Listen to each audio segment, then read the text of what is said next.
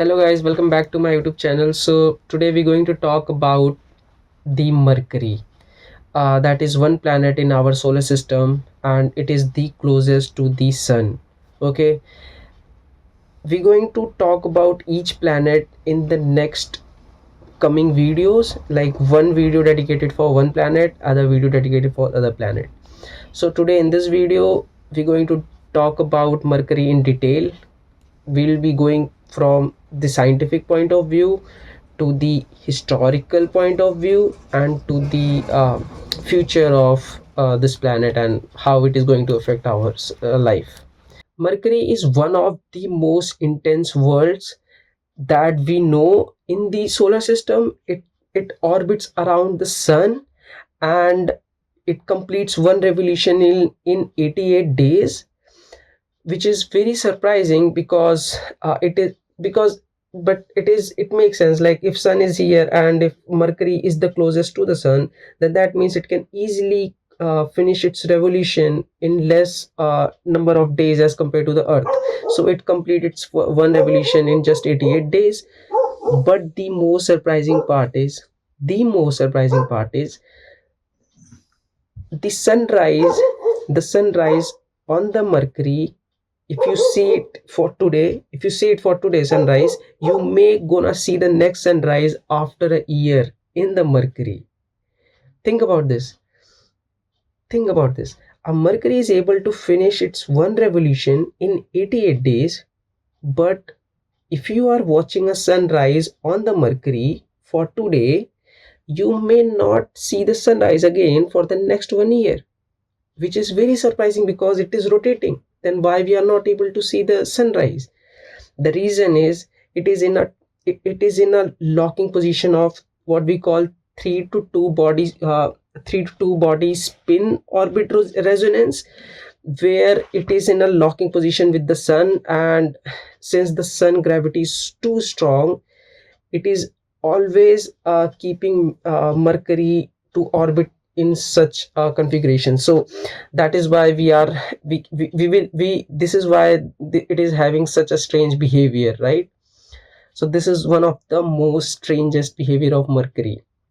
So Mercury also have a very strong, massive molten iron core as compared to Earth. Like, on Earth,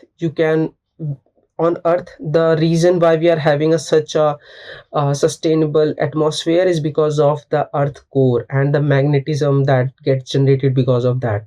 So, and the same thing is also there on the Mercury, but it is too much there. Okay, and that's the reason why Mercury don't have any atmosphere of its own.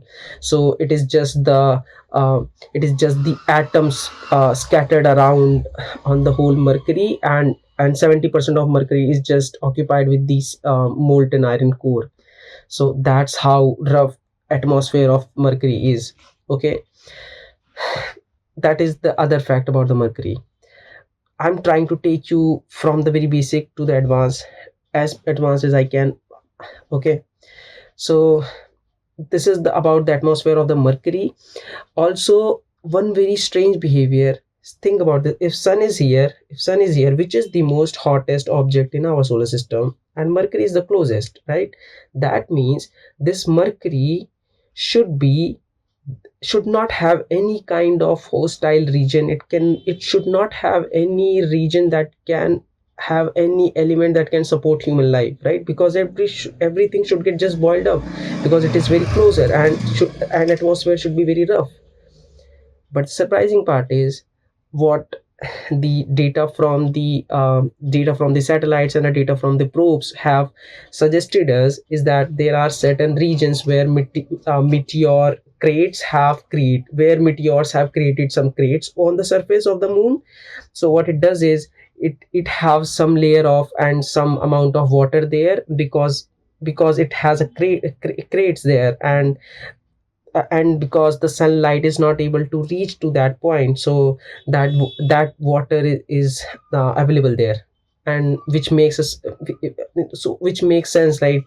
And also you can understand why I'm saying that Mercury can also have some hostile regions, right, where water is there. So that is the other strange behavior of Mercury. Now, talking about the temperature of Mercury, The temperature of Mercury in daytime goes around 400 degrees Celsius. In the nighttime it goes around 170 degrees Celsius. So you can understand the difference between the temperature, but it's never cold. Mercury is never cold, like it's always boiling. So think about this, like a boiling point of water is 100 degrees Celsius. If we take a water on the Mercury, it will just boil up. Okay, so that's how much hot Mercury is. So this is what we have discussed about the Mercury so far. We have talked about the scientific point of view. Also, just to give you a little bit more idea, Mercury core is so Mercury core is so hot, and it is occupied 70% of molten core is occupied in, basically it is there in the Mercury, right? And what scientists believe is it is there because it was having some life, and it was a part of some bigger civilization, and then uh, due to some cosmic events it got to the point where it is not right now. And since now it is just left with that molten iron core, it is surprisingly also have a small very weak magnetic field around there. So this is again one more property of Mercury. So now talking about historically, what is the Mercury, what is its advantage, and like what was its importance historically. So Mercury is not a planet of like it is not a planet of life and a beauty. In the Roman culture, what they say, the planet was associated with the Mercury, where it was kind of a swift messenger of the gods, right? um, Reflecting how quickly it moves across the sky, right? So it was in Roman culture, it was associated with the messenger of the gods. In Hindu and in the Buddhist culture, Mercury is often affiliated with the Lord Buddha, because it also signifies that the Mercury is also a form of intelligence. It signifies the intelligence.